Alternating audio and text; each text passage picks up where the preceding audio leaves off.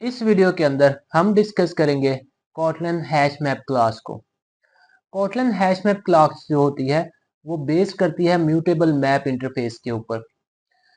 कॉटलन का जो hash map class है वो म्यूटेबल मैप इंटरफेस को इम्प्लीमेंट करती है हैश टेबल को यूज करते हुए, और ये डाटा को स्टोर करती है की और वैल्यू पेयर के अंदर।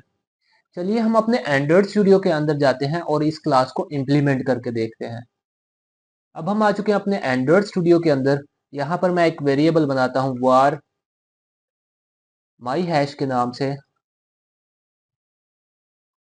और इसको मैं क्लास देता हूँ हैश मैप, और यहाँ पर हैश मैप के अंदर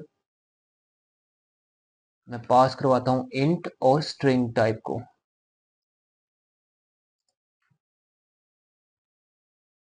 और हैश मैप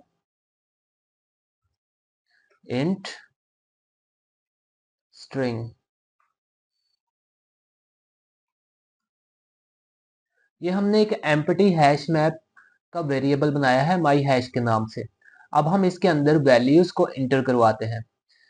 हैश मैप के अंदर जब आप वैल्यूज को इंटर करवाना हो तो आप यूज करते हैं पुट का मेथड।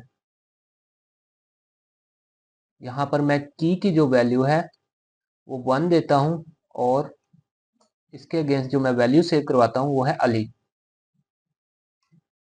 इसी तरह से आप एक और वैल्यू भी सेव करवा सकते हैं,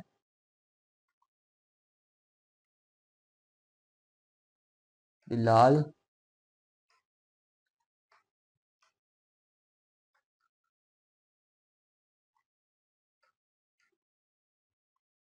सलीम।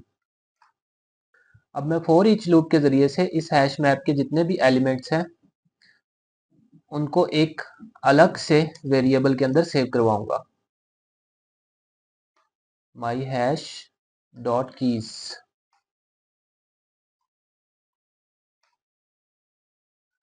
Print Elon.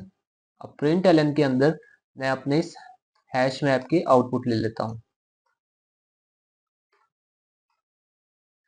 अपने प्रोग्राम को रन करके देखते हैं। आप देख सकते हैं आउटपुट के अंदर हमें सक्सेसफुली अपनी वैल्यूज नजर आ रही हैं।